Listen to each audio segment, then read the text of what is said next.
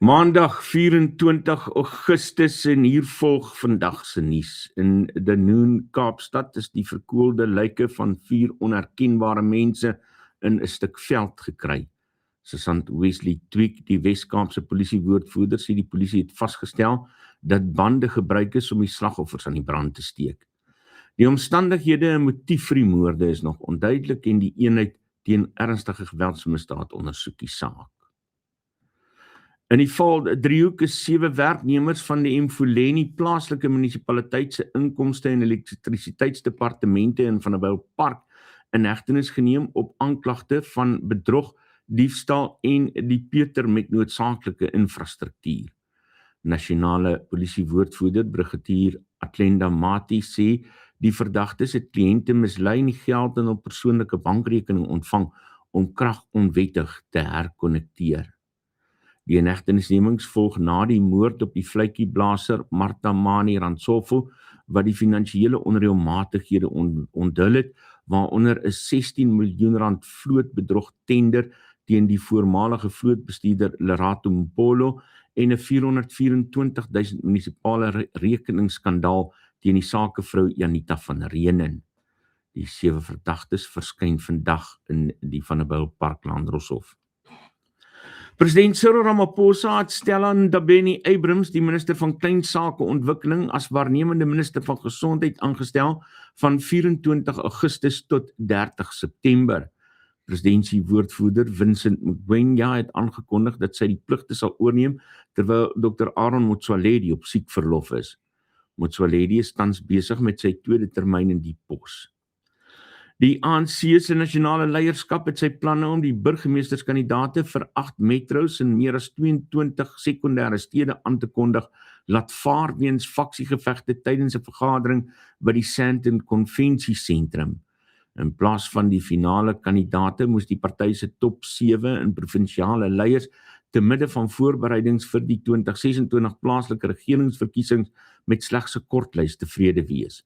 'n Senior partybron het die situasie as meer as chaoties beskryf en gesê die leierskap is diep verdeeld en kan nie 'n beslissende besluit neem nie.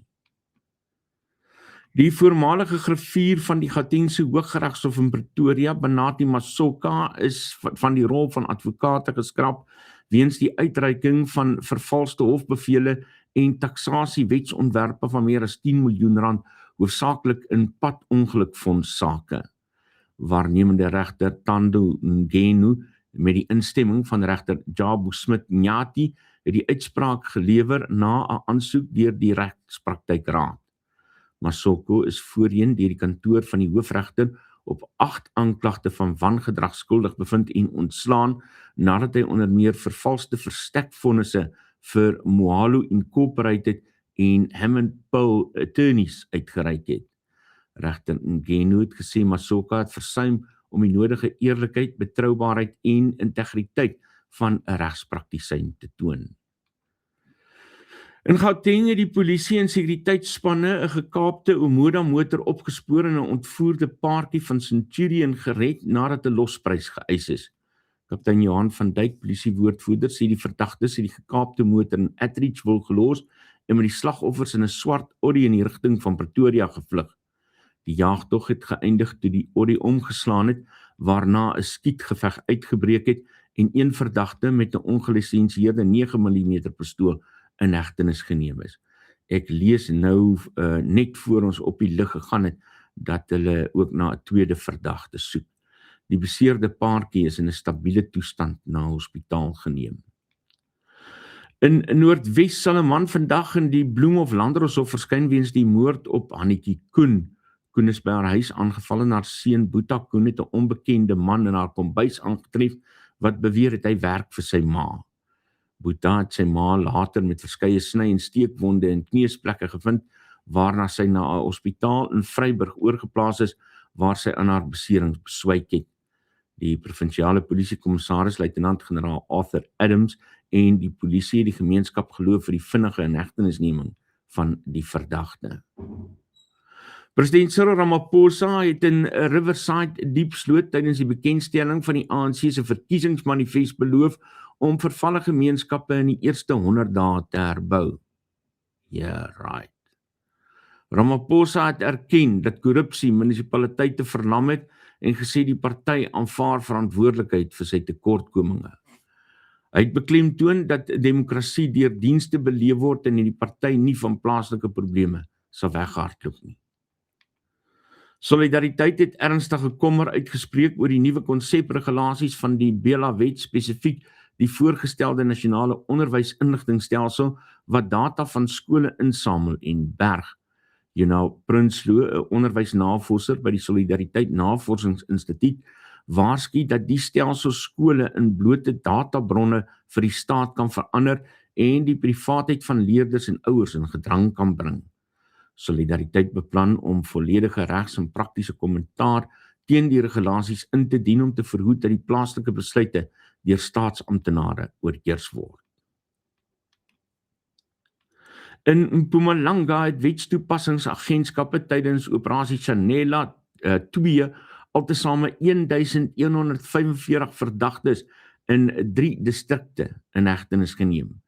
Die operasies het gefokus op prioriteitsmisdade soos moord, poging tot moord, verkrachting, roof, onwettige mynboubedrywighede en die besit van gouddraande materiaal. Tydens padblokkades en klopjagte is beslag gelê op vuurwapens, ammunisie, dwelms, koperkabels en gesteelde voertuie. In die Oos-Kaap is 2 gesinne in rou gedompel nadat 'n jong paartjie in 'n ongeluk in Dispatch gesterf het. Teun van Heerden van Kirkwood en sy meisie Anka van Skalkwyk is albei op die toneel dood.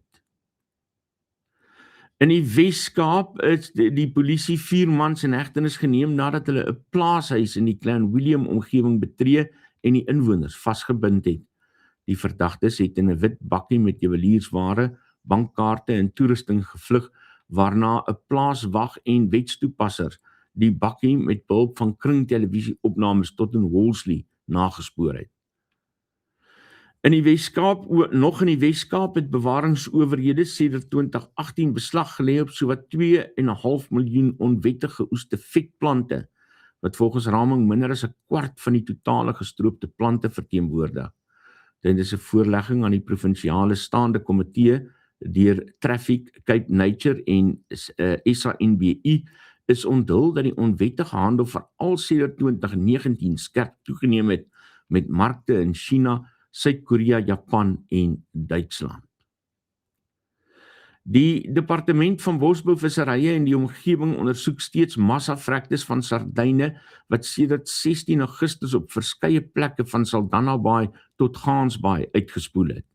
Toetse deur die Suid-Afrikaanse Instituut vir Waterbiodiversiteit, Rhodes Universiteit en die departement dui daarop dat die sardyn-herpesvirus die waarskynlikste oorsaak is nadat virusgenetiese materiaal in 15 van die 75 getoetste visse gevind is. Die massavrektes het ook daartoe gelei dat Eskom die kragopwekking van eenheid 1 by die Kuiberg kernkragsentrale met die helfte moes verminder weens die opbou van marine materiaal by 'n verkoelingspomp.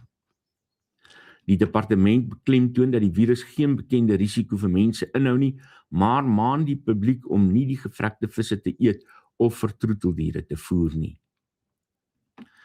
Die IFP het etlike sleutelleiers van die National Freedom Party en hul geleedere verwelkom, insluitend Sibusiso Nkabela, die burgemeester van Idumbe en die nasionale sekretaris-generaal Teddy Twala. Die oorlopers sluit ook raadslede van die Abakulusi en Zululand distriksmunisipaliteite in, soos Umthunzi Khulu en Tulani Ntshingila. Die IFP-leier Philem Hlabisa het aangekondig dat die party se verkiesingsmanifest op 20 September by die Prinses Magogo Stadion in KwaMashu bekendgestel sal word. In Bloemfontein het 'n brand in 'n gebou in die middestad uitgebreek. Nicolette Meisiels, die waarnemende hoofvoerder van die Mangaung Metro, het bevestig dat die brand- en reddingsdienste die vlamme in bedwang gebring het en is besig om oorblywende brandpunte te blus. Die oorsaak van die brand en die omvang van die skade is nog onbekend. In sport het die Springbokke hulle nommer 1 posisie op die amptelike wêreld rugby ranglys verloor nadat hulle met 33-16 deur die All Blacks op Ellis Park afgeransel is. Die Verenigde span het 5-3 gedruk wat Nieu-Seeland na die boonste plek met 94,03 punte opgeskuif het, terwyl Suid-Afrika na die tweede plek met 92,21 punte teruggesak het. Internasionale nuus, handelsgesprekke tussen Amerika en Kanada het in duie gestort, waarna president Donald Trump nuwe 50% tariewe op 20 miljard rand se Kanadese invoere ingestel het. Die Kanadese eerste minister Mark Carney het die tariewe as 'n misrekening beskryf en aangekondig dat Kanada vanaf 8 September hierdie heffings dollar vir dollar sal ewenaar op goedere soos staal, toestelle en elektronika. In Guinea is minstens 30 mense dood en 22 beseer, insluitend 6 ernstig, nadat 'n reuse vullishoop in die hoofstad Conakry op 'n nabygeleë huise weggesak het. Die ramp het na swaar reënval plaasgevind waarna die weermag en reddingswerkers met graafmasjiene ontplooi is om na oorlewendes te soek. In die Demokratiese Republiek die Kongo het die regering en die M23 rebelle groep na 5 dae se samesprekings in Switserland ooreengekom op 'n vredespadkaart om die dekadeslange konflik te beëindig. Die ooreenkoms wat bygewoon is deur verteenwoordigers van Qatar, die Verenigde State, Togo en die Afrika-Unie, sluit 'n meganisme in om skendings van die wapenstilstand te monitor. Die konflik het veral in Januarie 2025 vererger toe die rebelle Goma en 2 lughawens ingeneem het. In Frankryk is 301 verdrinkingsgevalle sedert 19 Junie aangemeld, wat 'n 14% styging is vergeleke met 2025. Die minister van Sport en Jeug, Marina Ferrari, het die skerp toename direk aan die intense hittegolwe gekoppel wat Europa tans tuister.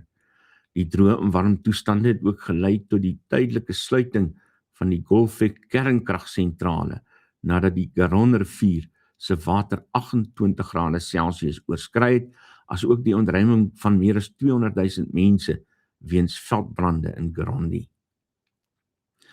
En ten slotte in Engeland het die Chester dieretuin 'n wêreldeerste behaal deur Jodie Foster, 'n 4,5 meter lange luislang suksesvol vir kanker te behandel met 'n kombinasie van chirurgie en elektrochemoterapie. Die veearts Ian Ashbill en kankerspesialiste van die Universiteit van Liverpool moes 2 operasietafels aan mekaar skuif om die operasie uit te voer, waar tydens 'n deel van die slang se kakebeen verwyder is. Die dieretuin het bevestig dat die slang, wat na die Hollywood aktrise vernoem is, nou kankervry is en weer normaal eet. En dis vandag se nuus, net hier op Nuuspot, die tuiste van Afrikaanse stories agter die nuus.